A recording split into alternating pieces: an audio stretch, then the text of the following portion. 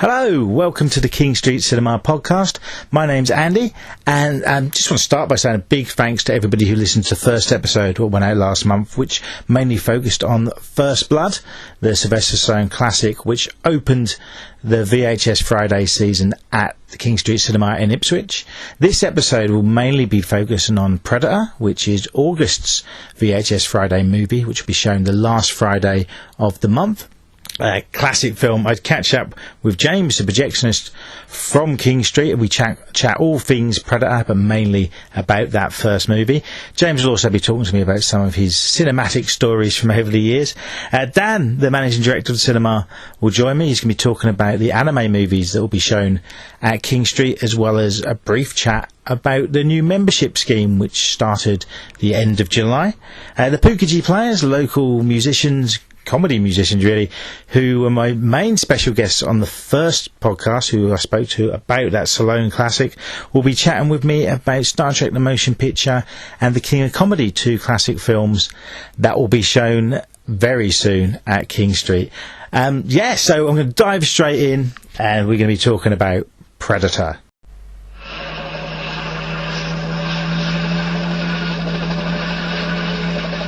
We are a rescue team, not assassins. Now, what do we gotta do? In a part of the world where there are no rules. We pick up their trailer with a chopper, run them down, grab those hostages before anybody knows we were there. What do you mean we? Deep in the jungle, where nothing that lives is safe. You lose it here, you're in a world of hurt. Showtime, kid. Knock, knock. An elite rescue squad You're bleeding, man. I ain't got time to bleed. is being led by the ultimate warrior. We need the best. That's why you're here. But now, Let's get Billy so spooked. there's something out there waiting for us. And it ain't no man. They're up against the ultimate enemy. Holy mother of God. Nothing like it has ever been on Earth before. She says the jungle just came alive and took him. We cannot see it. No blood, no bodies. We hit nothing. But it sees the heat of our bodies and the heat of our fear. Whatever it is out there, killed Hopper. And now it wants us. It kills for pleasure. He will skin the lion. It hunts for sport. It's killing us one at a time. We're all gonna die. But this time, it's picked the wrong man to hunt. If it bleeds, we can kill it.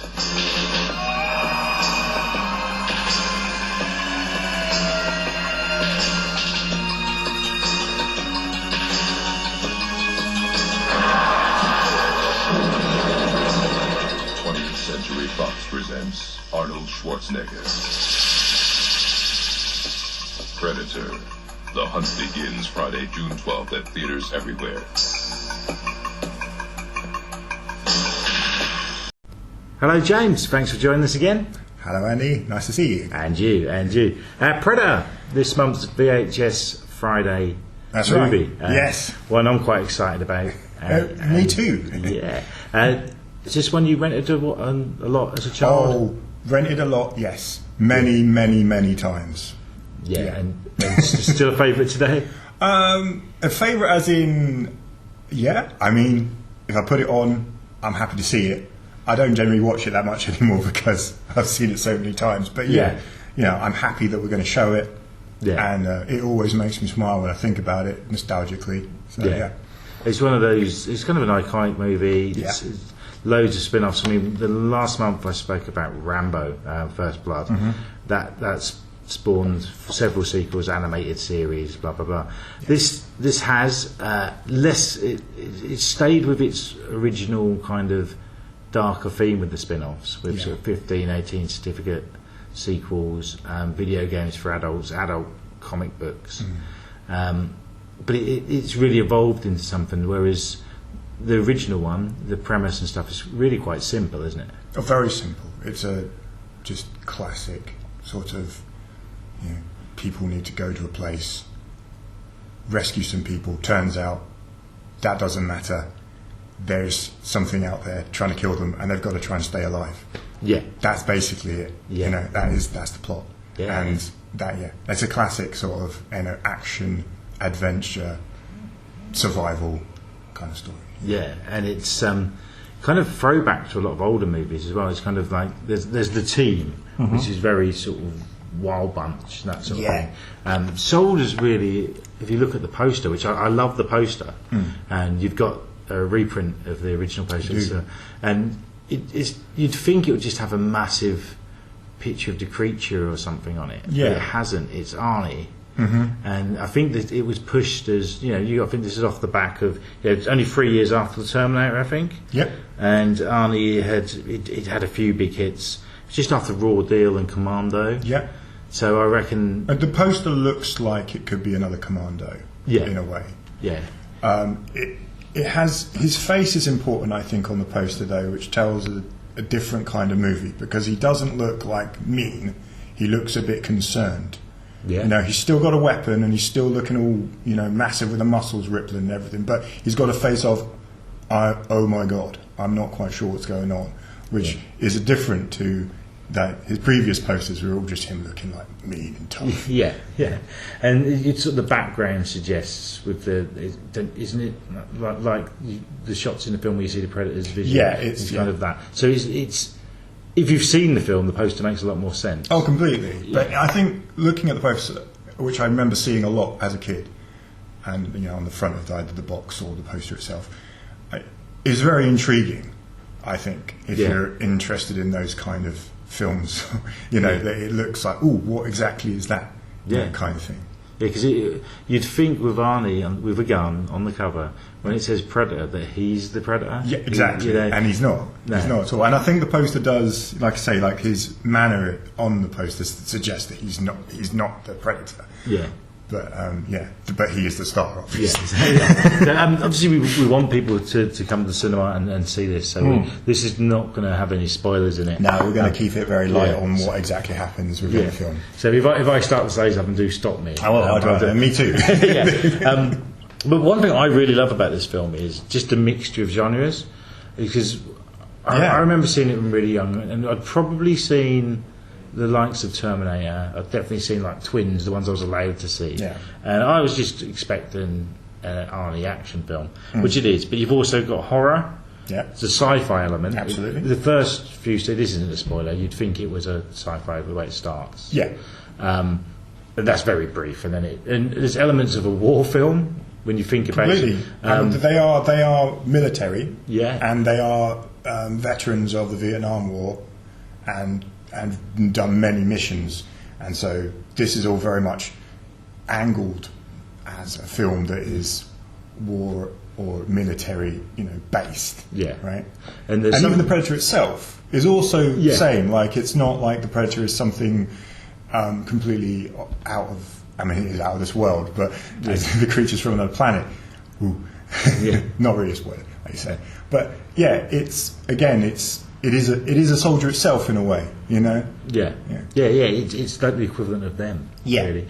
But also, I thought this when rewatching it, and I watched a little documentary about it on the Blu-ray, and someone else mentioned it as well. It's got elements of slasher movie as well. Certainly, it's very gory. Yeah, I mean, I say I haven't seen it in a while, and I watched it recently just to remind myself of it, and it's like, There's some shots in there that are quite graphic, but completely typical of the time.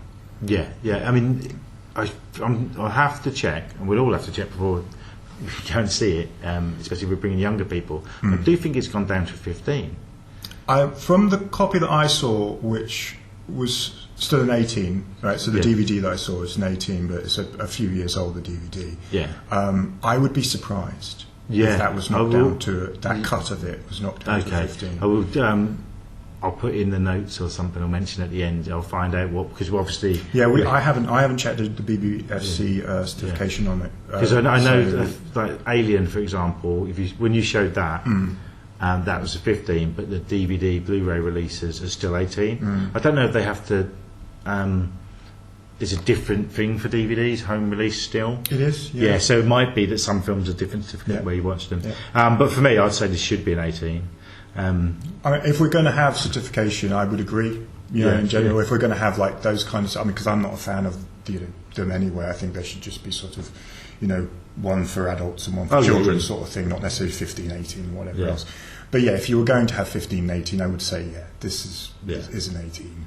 Yeah, and but when it's gory, it's very gory, but it's not constant, is it? No, it's just a few shots. Yeah, but they are very clearly like, ooh, that's quite extreme. Yeah, and one thing, the build-up in this film is kind of classic horror as well, isn't it? Yeah, the sort of, it's a long time without really getting boring. It's a long time until the actual proper reveal of the predator. Yeah, it's got that psychological element to it that is, like you say, a build-up, a slow sort of, we don't quite know who the enemy is or where the enemy is or what the enemy is, which is very cool.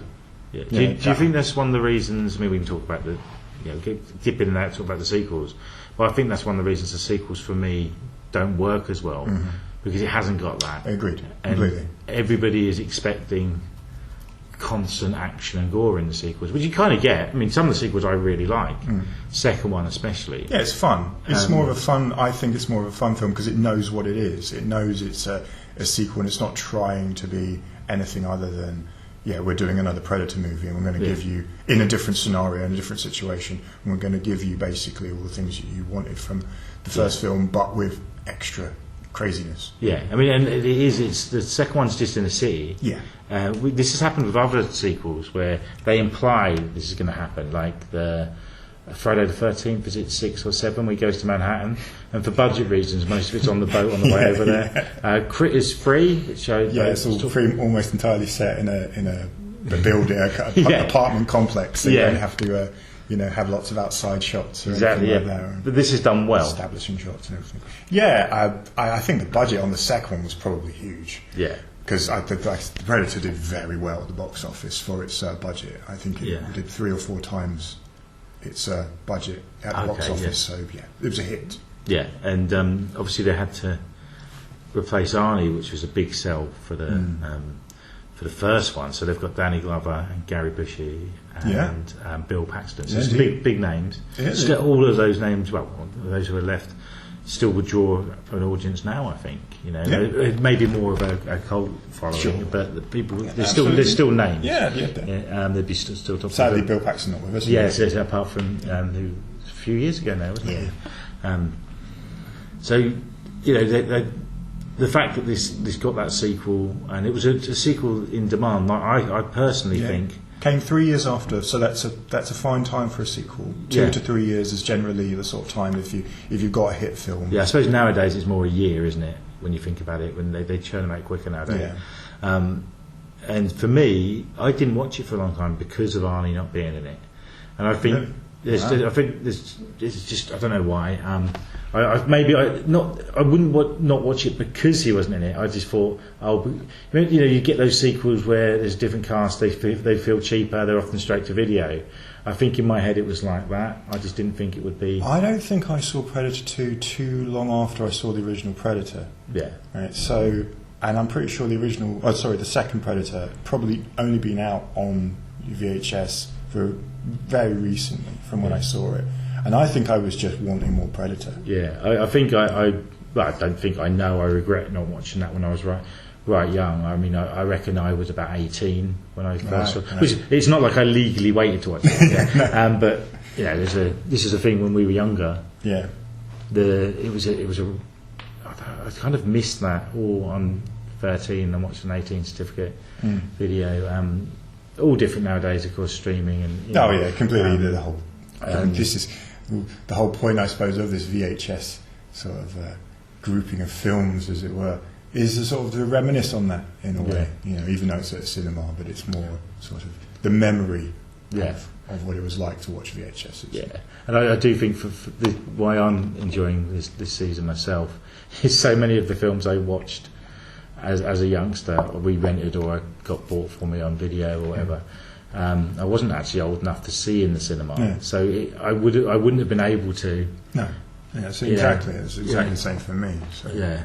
And Predator was one personally for me. I think I first watched it on TV, and then I'd have borrowed probably a bought copy of it. and then realised all the scenes they cut out, and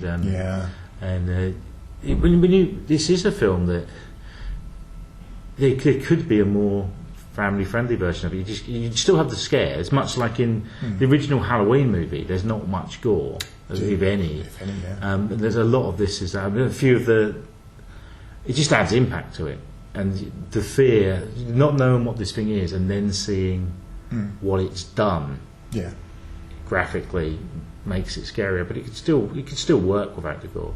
I guess so. Yeah, I think, of course, it could, but the point of it is, especially in the context of the time in the 80s, I think, is people wanting to show more, because the ability to show more in a more, not necessarily realistic way, but in certainly a more fantastic kind of, wow, that looks amazing kind of way, right? With the special effects, gore effects, things like that becoming so brilliant at that time.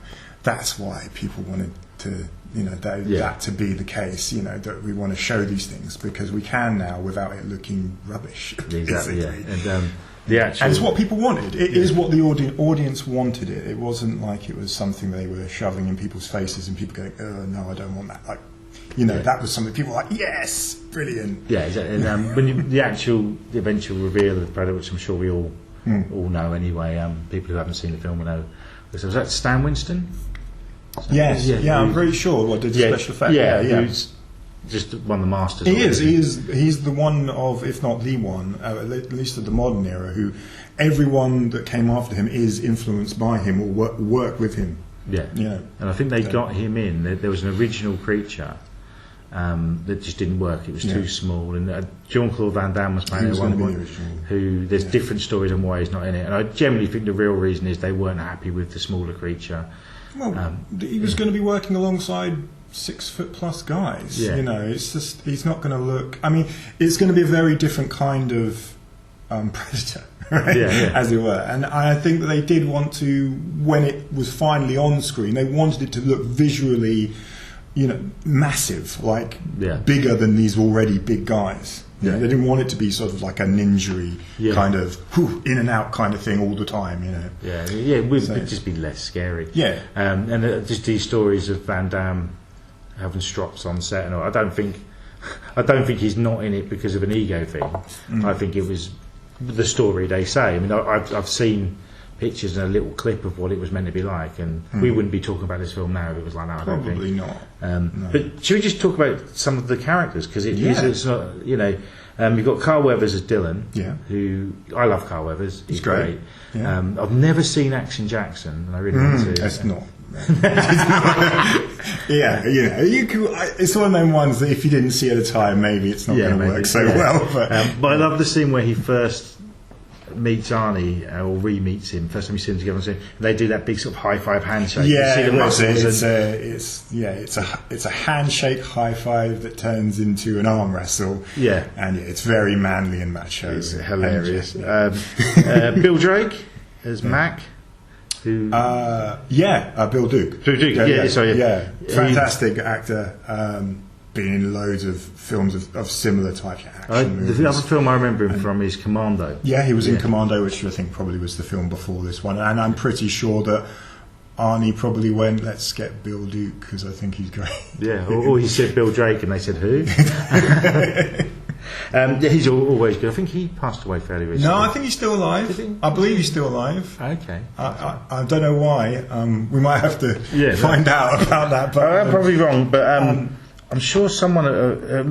There's a lot of these actors who are in a lot of these sort of films. So I am probably wrong. And they're at an age now where you think, there's a big possibility that they're not with us anymore. Because they're all definitely in their 70s now. Exactly, at least. I mean. He's still with us, and he's 79 years old. There we go. So I got that wrong again. I'll stop getting things wrong.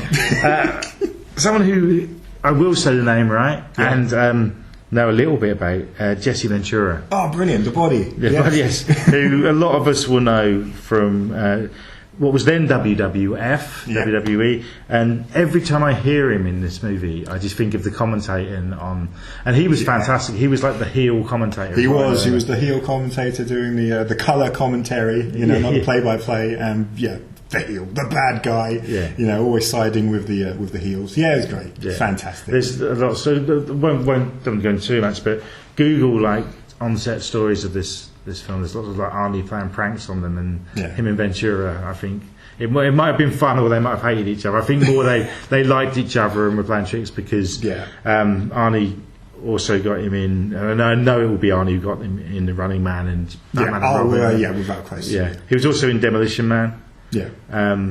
And then the classic line from this, I ain't got time to bleed. I ain't got time to bleed. Yeah, that's a classic. Yeah. You got time to duck? So he's great. And watching interviews with him, but it must be because he comes from wrestling. He can't not be in character. Oh, I've never seen him not. Yeah. I like this sort of thing. Like the stories of Hulk Hogan, he gets accused of lying a lot, but it's because in interviews he gets into character. Yeah. And he might be a bit of but I think it's because he gets overexcited. He's used to being able to play this guy and say what he wants, and then he says it in real interviews. He gets in a lot of trouble. That's probably truth. There's some truth to that. I would have thought. Yeah. One of my favourite is Hogan saying that Metallica asked him to play bass for them. Oh, right. And they're like, no, we didn't. That was great. But Ventura is he's one of these. He's very likeable, but also when you look at the character, he's not a very nice guy. No. I mean, thankfully in this film, which is, I suppose, a saving grace for a lot of these movies of the time, is that we don't get too much backstory into who they are as people. So we don't really get to sort of necessarily hate them or like them based on who they really are, but just more on their demeanour and how they behave in the moment. And he does come across as, perhaps not the nicest of people, but you're on his side. Yeah. Because you've got no choice. And he's quite funny. He is funny. Yeah. He does say some things that are certainly questionable now. There's one slur you wouldn't say. It would be like, okay, dude. I mean. Yeah, but the one he says is like it's said in PG films at the time. Yeah, absolutely, and it's also said in the way that he says it is sort of just not necessarily suggest that he means it either. It's more just sort of like, as people, some people don't like it, this term, but sort of banter with friends kind of thing. That's the thing as well, because it's men together doing that. And there's only actually one woman in the whole film, isn't there? There is. Yeah. No, the cast is minimal. It's a very small cast. It reminds me a lot of Alien in that respect. The way that they've said it. I think I think Alien is pretty much certainly an influence on the whole setup. Yeah, and I know the later sequel, Predators, was called Predators as a sort of tribute to Aliens. Well, but Alien and versus Predator and all of those movies and the whole concept of them fighting has always been in people's minds ever before there was an Alien versus Predator, and that's why that happened. They're not some sort of Predator mask, or it's a bit like there's a little reference in one of the earlier films. Right. It is a mask. Because it's like saying, "Oh, we defeated them," sort of thing. Yeah. Who else have we got? The cast-wise. Shane Black. Shane Black, who went on to, or didn't go on to, but was doing at the time. He was a scriptwriter who wrote Lethal Weapon and a fair few other action movies, and has gone on to do some directing as well.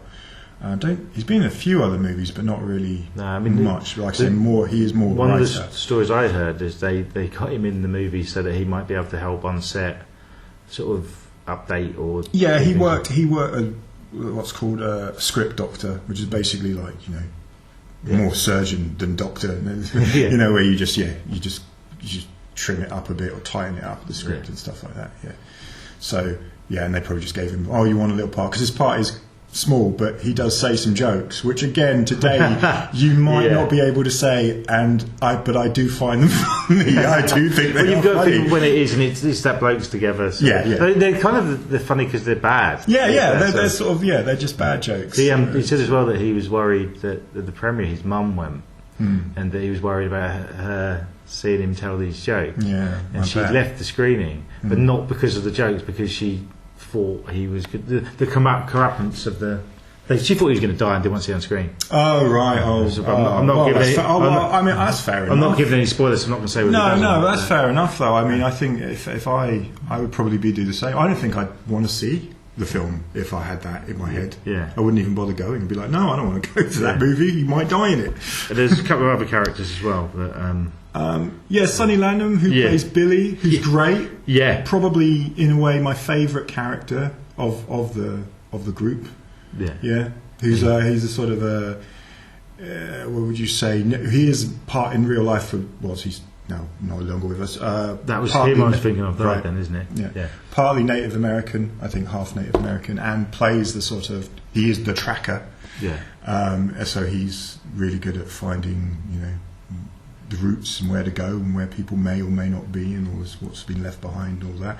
And he senses and can tell that there's something there where no one else can. Yeah. And basically he gives us the sense of dread is originally coming from him, which is great. I really like that. Yeah, he's cool. I can't think I've actually seen him in it. He's in 48 Hours. I've seen. Yeah, he plays one of the bad guys in that. He just kicks ass in that film. He's also in Action Jackson, as mentioned. He is, yeah. And Lock Up, the Slow. Yeah. But I don't know if this story was a bit of banter on the part of the director on the documentary, but it said that when they got him on set, they had to get a sort of security bouncer, basically. It's not bouncer, security guard. But not to follow him around all the time, but not to protect him, but to protect other people. I'm guessing this was a joke. Maybe, but I don't know. I don't know. He does come across as being like, if there actually is a dangerous person, he is the dangerous one. Yeah. He seems quite legitimately. Because I don't know. He could mess you up, sort of thing. Yeah, but no, he's great. The whole cast is great. Yeah. And it's kind of a nice surprise because the poster could have been all of them lined up. With like the Expendables or something like that. Yeah. And Arnie says in an interview that he wanted to make a film like that with different characters, and I think that later on became more. The Expendables is more the film he wanted to be in, even though I think the Expendables films could be so much better. I've never seen them yet. They're very watchable, but we're considering the cast. If they were made 10 years before they might have been a bit better. Yeah, I mean, but Arnie's in them, so they are also great.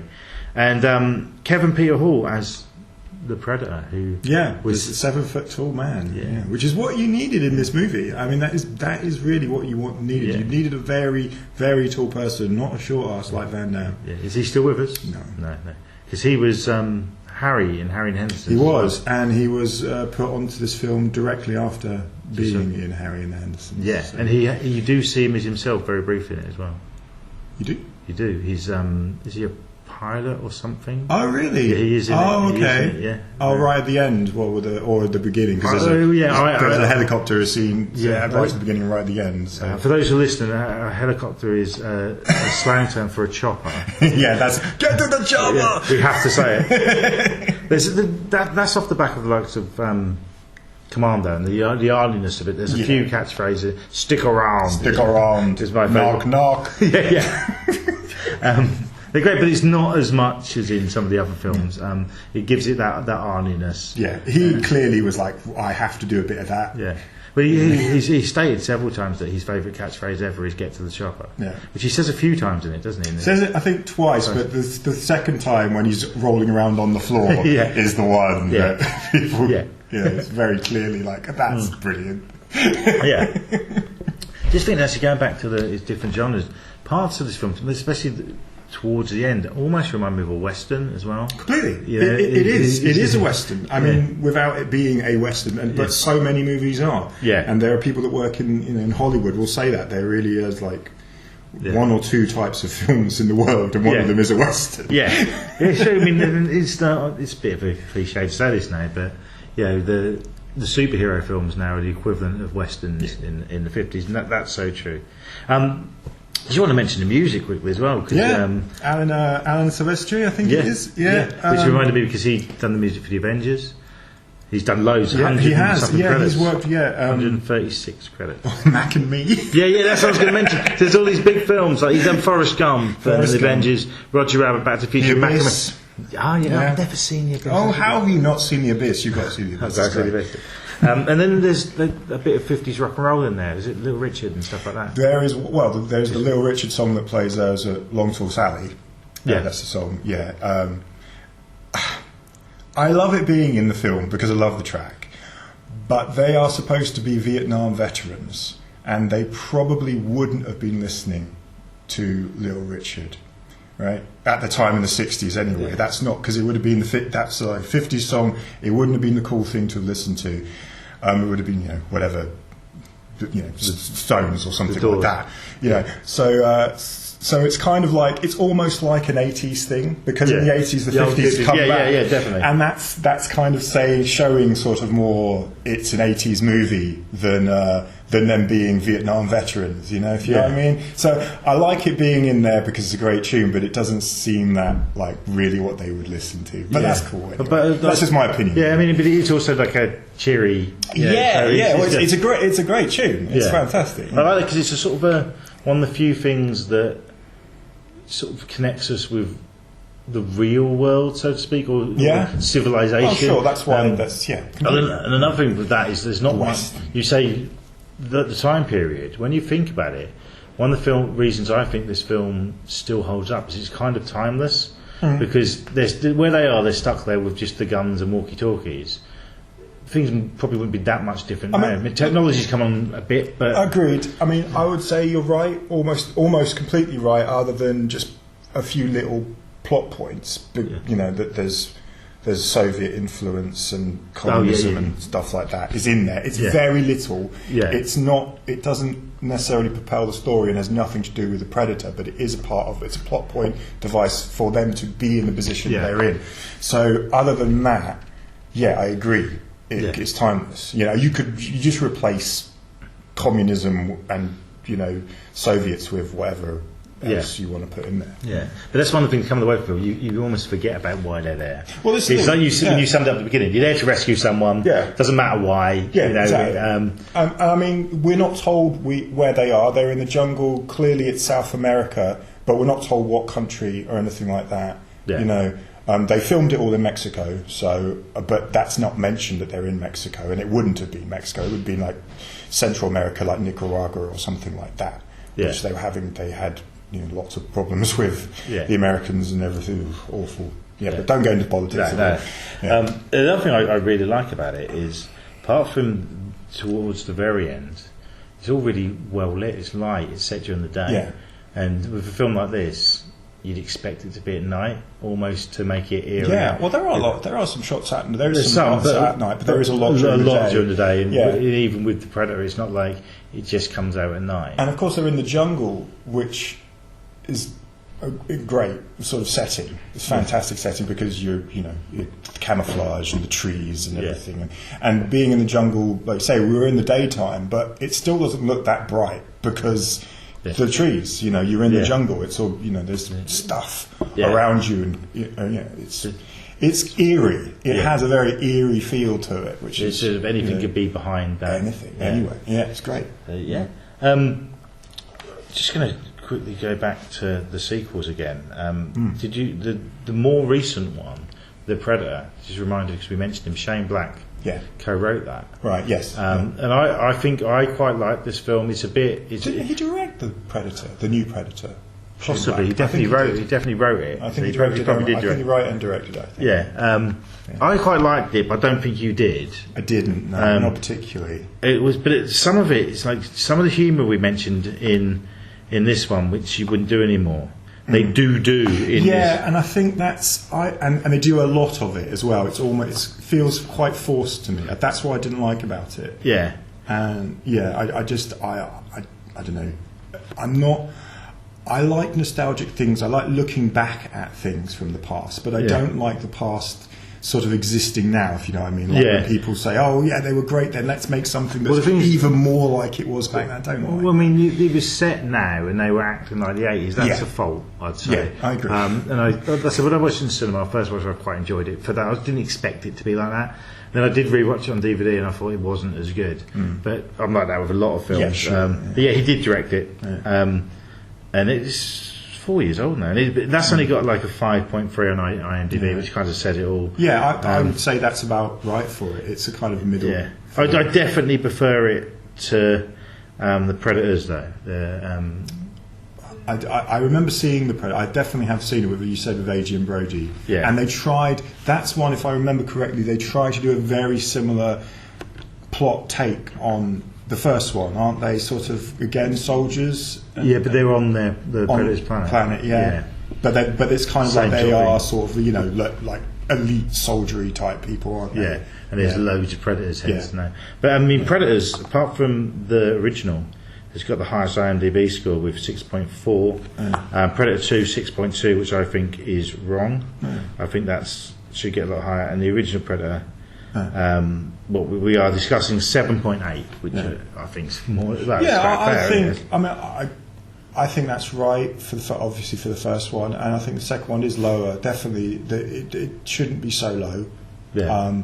But it's still a fair score. It's still a 3 out of 5, isn't it? When you think about it. I mean, it's not the first one, but I don't think it's trying. You know what I mean? It's like it's saying, look, we know what you want from the first one, but we're going to give you it in a completely new scenario, and we're going to turn it all up to 1 million kind of thing. I bet it is the sort of thing fans would be like, what if the alien had landed in a city? It'd be completely. This is the sort of thing we said as kids, like, what if it was like, when I grew up in London, like, it was like, what if there was like a predator like in the streets and shit, like that sort of thing.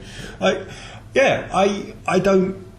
I don't know why people dislike the second one so much. Maybe it's just that sequel curse. I don't know. And like I said earlier, I think a lot of it is because Arnie's not in it. But Danny Glover, I was going to mention this when you said that about not wanting to see it or maybe not wanting to see it because Arnie's not in it. But Danny Glover was massive. I mean, Lethal Weapon was brilliant. We all love Lethal Weapon. Very true, very true. And not for Mel Gibson. It was always about Danny Glover.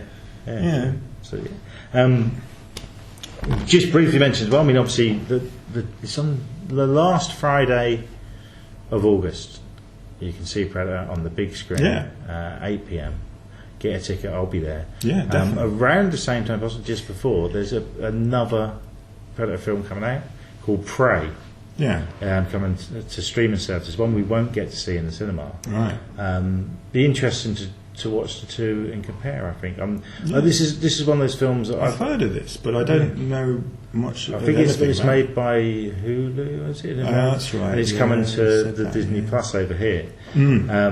It looks right. I think it's a prequel set in space. Brilliant. So I haven't really looked into it, but I think it'd be nice for people to, if you watch that, go and see the original, see where it all comes from on the big screen. If you haven't seen it. If you haven't seen the original Predator, then definitely, without question, get the first chance you get to see it at the cinema. Brilliant. And if you have already seen it, please come. See it again. Because experiencing it at the cinema is completely different to how you'd see it at home. So it's definitely worth watching at the cinema. Excellent. Hopefully, see you all there. Yes.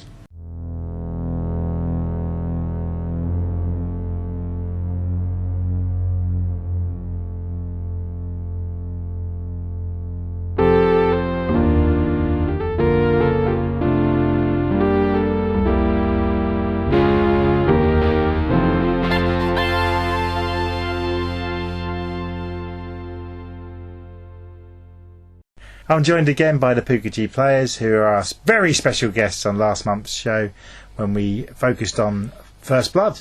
Thanks for joining us again. A bit quicker this time, not an in-depth review.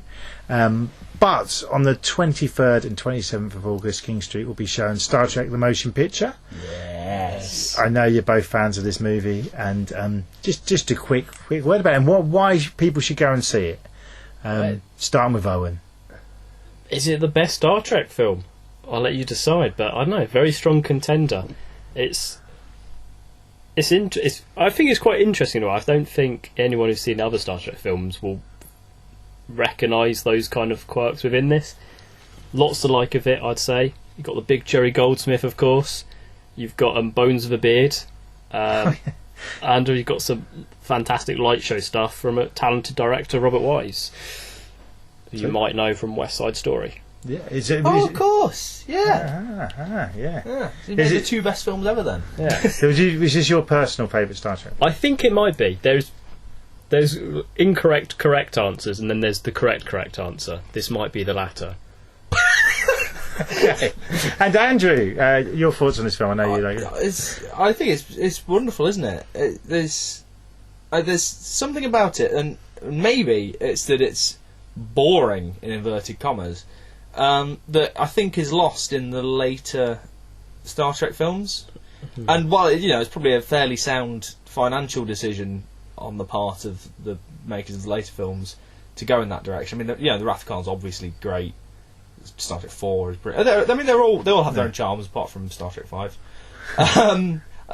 But there's just something, I think, cinematic might be the word to use, that is lost in the later ones.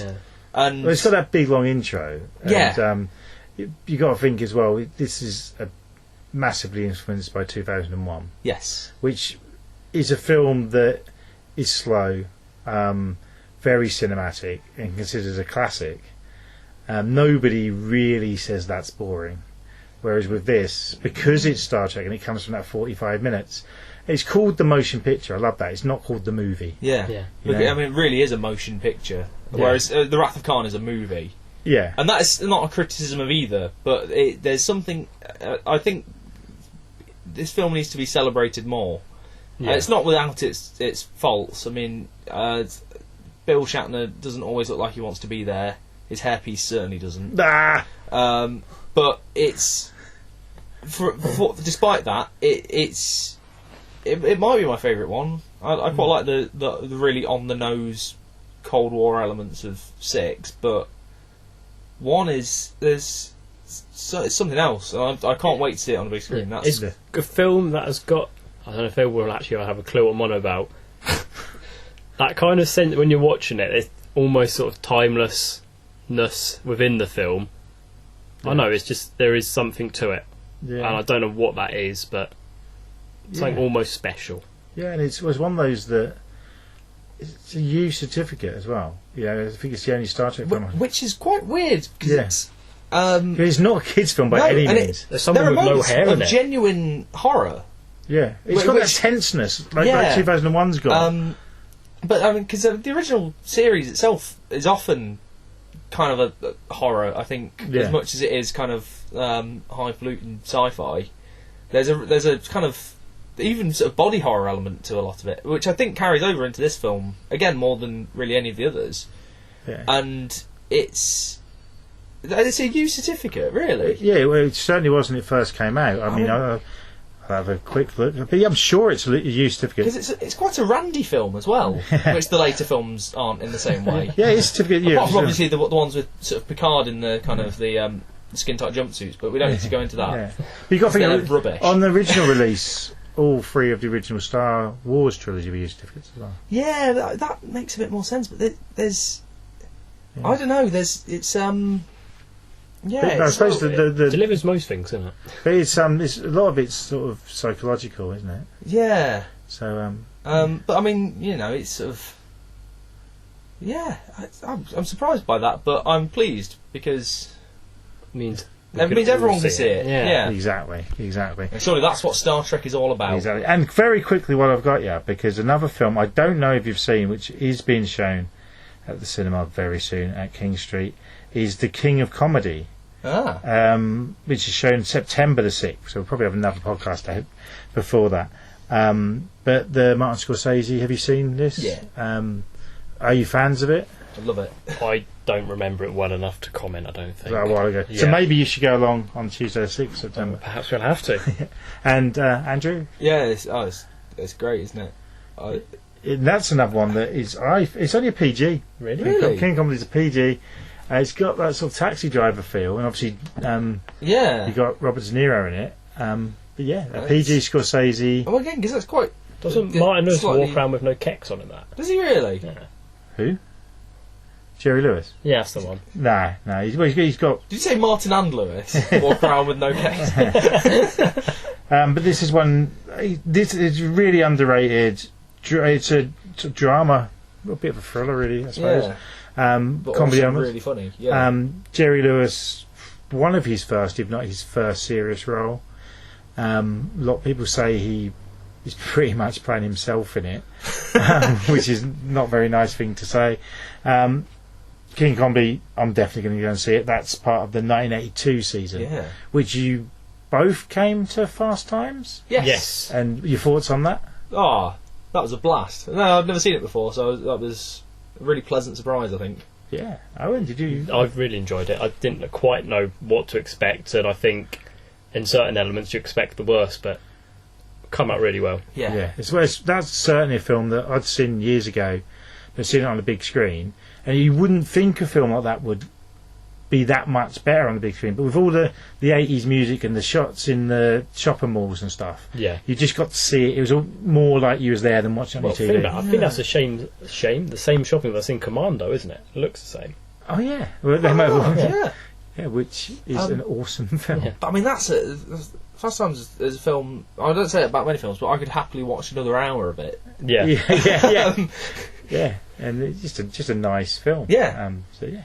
Anyway, guys. Sorry. And the music's killer. Oh yes, it is indeed.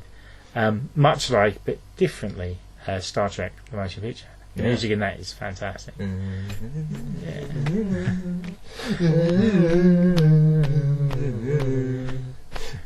It's great having musicians on. Thank you guys very much for joining us again. Thank you. Thank you.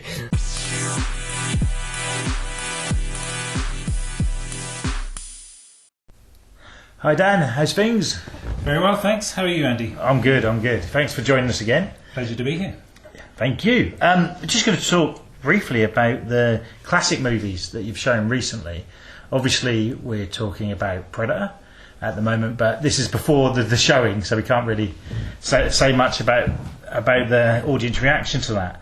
But more recent films I've seen here, Get Carter, for example, seemed to go down really well. Did that surprise you, or?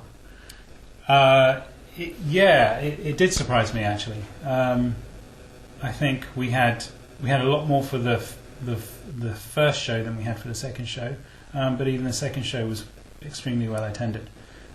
So, I think it's just that combination of era, Michael Caine, a very good poster from the BFI, and it makes you want to see it. Yeah. I mean, that's a film I've actually never seen, and everybody seems to have seen it. I haven't, and it was so good to see it on the big screen for the first time. And looking around the audience, it did seem to me more of a almost middle-aged crowd than what I've seen before, and obviously I've come here quite a bit. Lots of different faces. Did you find that brought new people in? Absolutely, yeah. I think one of the interesting things as well was that we had just had an article in the East Anglian Daily Times, I think the day or the day before one of those shows, and so a lot of the audience there had read that article and had decided that they were going to come to the cinema the next day. Brilliant. So I think, like you say, it was capturing a different audience, which is always a good thing. Excellent. And another one I wanted to mention, sort of the same year, a few years earlier, you showed the Doctor Who double bill. We did. On a Sunday afternoon? Yeah. It was a Sunday afternoon, yeah. That's what I'm interested in. I was actually being a bigger nerd at Comic-Con that day, so I couldn't make it. But Doctor Who's one of those things, it's been around for years, and really is still as popular as ever. Was it the old school fans in, the new, or both? It was both, I think. We did have a young family here, so we had a couple of, 7, 8-year-old kids in the audience, which was fantastic. And a big range of other audience members. There were clearly long-term fans, and there were clearly younger fans.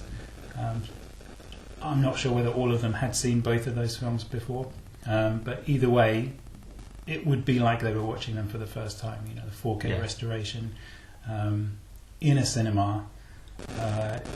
It was, I snuck in the back because I was working, so I had a little watch, and it was great. I saw both of those films for the first time in this cinema, so to show them was a real treat. Excellent, yeah. And I'm just interested in what younger people think of that, because I'm not massive on Doctor Who, but they're what I watched as a kid and remember the most. And it would have been sort of Sunday afternoon TV for me. So, the same time slot in the cinema. And I always remember like Roy Castle's sort of slapstick comedy in it. Growing up as a fan of Norman Wisdom and stuff like that, I kind of liked that. Yeah. But I'm really pleased that went quite well, didn't it? You put some pictures on the website and it looked pretty busy. Yeah, it was busy. So we're very glad that Studio Canal put in the effort to restore those films so that we could actually show them to quite a big audience. So yeah, that's fantastic. And the other one I went to see and really enjoyed on the big screen was Wings of Desire, which is part of the season you're doing. Yeah. And how well did that go? That did very well. Yeah. We're doing 2 shows a week, or every other week, of 5 films in our vendors season. And we wanted to start it with Wings of Desire because that's almost the best known. It did extraordinarily well, so we were very pleased. We've just come off a second week where we've done The American Friend, and next up is Paris, Texas, which is one of my personal favourites, so I'm really looking forward to that. How many films have you got in that season? Because I reckon Paris, Texas will have been shown by the time this goes out. Yes, that's right. After Paris, Texas, we've got Alice in the Cities in late August, and then Kings of the Road in September. It'll be those 2 probably that will be coming up. Yeah. That's really cool. I like the fact you've spread the season out, because sometimes I see a film season as like 4 films 4 days in a row, and unfortunately I've got other stuff to do other than go to the cinema. So that's really nice. And I actually only watched Wings of Desire a couple of months ago. Then seeing it on the big screen, there's actually so much I hadn't picked up on in sort of real life, so to speak, on the TV, and just a fantastic film. And it's so good that went down well, because it's one of those films that it's really well known, but fans of it will own the Blu-ray and stuff. It's great that they go out and see it on the big screen. Yeah. And what were in sort of themed films? You've started showing anime movies now. We have. And you started with, what's it called? Pompo the Cinephile. Yeah, I went to see it yesterday and I forgot that, but I was really impressed. I really enjoyed it. As a cinema fan, it's about filmmakers in a crazy anime style. Have you got lots planned for this? We do. We've got the next anime film will be The Deer King in August, and we're going to be doing Akira in September, and forthcoming we will have I think it's Goodbye Dongleys, which is getting good reviews right now and is opening the Edinburgh International Film Festival as well. So it's a genre that is sort of out of my wheelhouse, really. But we've been asked a lot about, when are you going to do anime films? When are you going to do anime films? And so, I kind of resolved that when we'd got a lot of other things in place, for example, the membership, we would set out to start doing anime because the audience is there. One film a month, and if they do, if they grow to a point where we're getting bigger and bigger audiences, then maybe we'll do more than that. I've noticed with the last one you showed dubbed and subtitled. Is that something you'll try to do for films in general? For the most part, we will do original subtitled versions. It would be interesting if we could get hold of some of the original dubbed versions of some of the older ones that we might want to do. Because I think, especially in terms of Akira, that's a very different dub than the new dub. And that would be an interesting kind of experiment. But for the most part, we'll be sticking with the original versions that are subtitled. Yeah, I mean, that's a tricky one, because I am a fan of these films, and obviously you want to see them in the subtitled, but sometimes it brings people in if it's not. So right. he's getting the balance. It is. And I did see the dub version yesterday, but that's only because I went during the day and that was the showing. Right. But now I do want to see it. Yeah. Subtitled, so if I'd had more time, I might have gone to both. But that's really cool. But that's going to be sort of an ongoing thing. So it is, yeah. So we'll keep doing that, for as long as the audience is there. yeah, excellent. And you briefly mentioned there the membership. Do you want to talk to people about that? Yeah, sure. We've launched membership, which has been on the cards for months since we reopened, and there are a number of advantages that you get for being a member. First of those is that you get 2 free tickets upon joining, and then you'll receive £1 off every film ticket. You'll receive 10% off food and drink, and you'll have priority booking on certain films and events. So there'll be sort of a 48-hour window where members will be able to book before anybody else. So yeah, we did have a membership scheme in the past, but in that transition of closure and then reopening, and we took that as an opportunity to kind of redesign the whole system. So it's been an exciting launch. We've sold a number of memberships already. So yeah, it's very exciting, and I would love everybody to become a member. Yeah. So if you've got the £35 a year, by all means, plough it into King Street Cinema. Yeah, and there's no online booking fee if you're a member as well. Yeah. No online booking fee. That's right. That was one of those things that I forgot. Yeah. So that's all the advantages there for being a member. Yeah. That's an important one, I think, the online booking fees, because that's always it's a cost that everybody kind of swallows, and it's a cost that we'd like to kind of see disappear. So yeah. I see that as that's my if I want that seat early, I'll pay the extra. Yeah. But if you go a lot, there's a lot of savings on this. That's think. it. Yeah. And I got my first 10% off yesterday. Excellent. When I bought my snacks, which might be one of the first people to do that. I feel quite proud. But that's something that when I go to the cinema with friends and stuff, they always mention there should be some sort of card, loyalty, and to me that sounds a bargain for a year. Yeah. So I was first to snap that up. Good. Yeah. And just one last thing. The first episode was on First Blood. Mm-hmm. And I mentioned in it about the name of the town, and you messaged me because you'd been to the town. I have been to the town. Yeah, twice actually. It is called Hope. It's in British Columbia in Canada, so it's just south of Vancouver, I think, from memory. And it looked exactly the same as it looks in the film. It was almost, pretty much nothing had changed. Yeah. So I took a walk around the town, listening to Jerry Goldsmith's score on the headphones, by the way.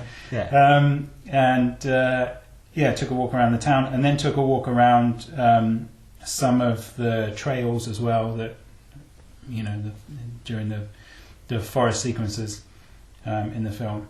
And it was great. It was brilliant. There's no, it's not touristy in any way. They don't play off the fact that this film was shot here 40 years ago. Yeah. It's just forgotten. They might think everyone's scared of the sheriff. Yeah. But no, it was a great experience. So the town's called Hope, but it's called Hope, but it's in a different place. Yeah, different country. Of course, Canada. Yeah. So same name, different. Yeah. So that's really cool. Yeah. And now I want to rewatch Rambo yet again. So thanks a lot, and hopefully we'll be having a word with you about more things in up and coming episodes. Lovely, been a pleasure. Cheers.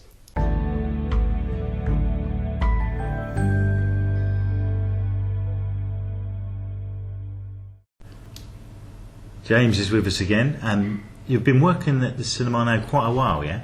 I have been, yeah. The job that I have now as projectionist and doing the technical side of things. It's been 5 years, yeah, about 5 years, yeah. So cinema's a big part of your life now, obviously. Yeah.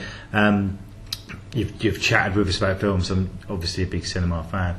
Can you talk about any of your earliest cinematic experiences? Either the films you saw or the places you saw them? Yeah, I mean, I got a couple of stories. One of the first films that I saw was E.T., a re-showing, obviously not when it originally came out, because that was the year I was born, in 1982, but it was probably about 87, something like that. And I remember just being terrified through most of the film, just finding it very difficult to watch because it was all too intense. It was all just too, like, oh my God, I don't understand what this thing is. I don't understand why there are these men that want to find it, and I don't understand why this little kid seems so afraid of it. This is at the beginning of the movie. The beginning of the film is terrifying, I think. It is, for a little child, it's just got this very spooky atmospheric quality to it. And then it picks up and lightens up, and you get all like, oh, okay, and you're happy. And then E.T. gets sick, and you're like, oh my God, no! And now you're not just scared, you're sad. That's how I felt. I remember feeling scared and sad at the same time, and finding it really difficult to sit down and just watch, without freaking out. Yeah. And so that's a very early memory. But I remember that really well as being a scary time, but also a really great time. Yeah. Like, but you remember it, but you didn't like freak out or anything, like. You have to leave the screen. Well, I did, but I came back. Okay. Right, yeah, so the bit where Elliot sees E.T. for the first time, and E.T.'s head goes flying up in the air, and he goes like that. I just ran right out of the cinema and had to be brought back in about 2 or 3 minutes later. Yeah. And that was the only time I left. But like I say, later on in the film where he goes all white and he's died, I just remember just traumatized. Yeah.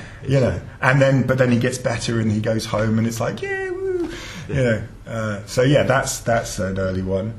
Another early one, a little bit later, 2 years later on, in fact, the first showing at the Odeon in Kilburn, which sadly turned into a bingo hall not too long after this film came out, was a Back to Future Part 2.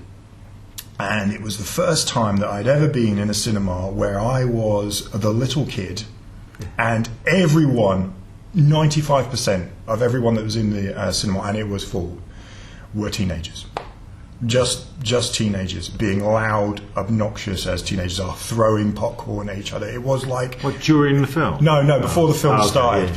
Yeah. They all just went quiet when the film started, like, boom, the film's on. Good. But beforehand, before the credits, before the trailers and any of that, when the lights are still on and everything, they were like animals. And I'd never seen anything like it. It was like in a movie, like in one of those movies you see where teenagers just being... Like in Matinee or something. Yeah, that sort of thing. It was ridiculous. And I thought, oh my God, are they going to be like this the whole entire time? Yeah. How am I going to watch the movie? I really want to see this movie. Yeah. And I'm like 7 years old, being all like, being a grumpy old man. But no, they all shut up when the lights went down. I still get in the cinema now, people. I mean, I'm such a hypocrite because I'll talk during the trailers a bit, not say a word. The second that certificate comes up, I won't say a word. But I'm still like, if anybody else is talking during the trailers, I'm sort of like, I hope they enter. I hope they. I went to a double bill of something the other day, and there was some people talking during it. And when it stopped for the second film to come on, I said quite loudly to my friends, I'm like, we can talk now. Now the film has finished, we can talk. They didn't. They don't get it. They didn't get it. Too busy talking. But it's good though at that age that you thought that and didn't just. Some kids would have seen all the talking and then when the film started, think, oh, you can. Everyone's been talking during the trailer. Sure. Yeah. I mean, I just had this whole thing already, like in my head that no, because I'd seen the first one at home with my parents, and which actually I think was the first like PG film I think I might have ever seen, at home. I remember seeing it with my parents. Like they'd got it at the shop, and like we would just all sit down and watch it. So, and I remember thinking it was brilliant. Like, oh my god, this is like the greatest thing ever at the time. So, when that second one came out, I was just right. Yeah. Good to see this film. It seemed an eternity between films, and it wasn't. It was like 4 years. Yeah. But I just remember thinking, wow, this is just great, and all these fuckers are going to ruin it for me. But they didn't. Yeah. They didn't. They were all quiet, and it was a great film. It was wonderful to see. Yeah. Even though it is the weakest of the trilogy, seeing it at the cinema when it came out was brilliant. Absolutely brilliant. I totally agree. It's the weakest, but. It is, but then the second one is just the first film in the West, really. Yeah. But it's a nice. The first one is absolute classic. Brilliant. The other two for sequels are really good. I think. There's as a kid, the second one. There's just a little bit too much going on for me when I was that young. I think. Yeah. And it was just this. I mean, I loved the going into the future, which is now the past, kind of thing. With Jaws 19 and all that kind of stuff, and was it Max Headroom and things like that? I thought was brilliant. Yeah, was brilliant. All those little things I thought were great, but when it gets on to Biff being all Donald Trump as clearly is meant to be, and all that stuff, it's like kind of like not enjoying it as much as it got a bit dark as well, and I thought, oh, that's a bit bit much, I thought, but it's set up nicely for the third one. He's the first and third are the ones I go back to. Yeah, definitely. But so that's cool. Well, thank you very much, and I'm sure we'll be chatting to you again pretty soon. See you later.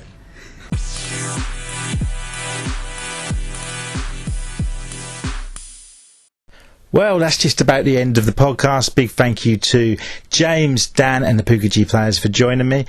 Big thank you for listening. If you want to get in contact, talk about any of the films we've discussed, if you're interested in coming on the podcast to talk about the films we've either talked about or, more importantly, your experiences at King Street, please get in touch via Facebook, Instagram. Our page is fairly easy to find. Just type in King Street Cinema Podcast. If you're listening on Spotify or any of the other platforms, please give us actually a 5-star rating. Would really help just get the word out there. I hate to beg, but if you like it, please share with your friends. That's the best way to talk about it. And just going to end with the trailer for the Deer King, the anime movie that will be shown in August. It's going to be shown on the 12th and 16th. That's a Friday and Tuesday at 7:30 p.m. It will be subtitled, not dubbed. It's a subtitled version, but obviously the trailer will be the dubbed version because I'm guessing most of you speak English, so you want to understand the trailer, but the film will be subtitled, and that's the best way to watch it. I thought this movie was absolutely fantastic. I'm going to go and see it again at King Street, and I think you all should too. Thank you very much for listening. New episode will be with you in about a month's time, or the beginning of September, depends on when you listen to this. Thank you very much. This land is plagued by a disease called the Mitsuo. It's spread by Osam dogs.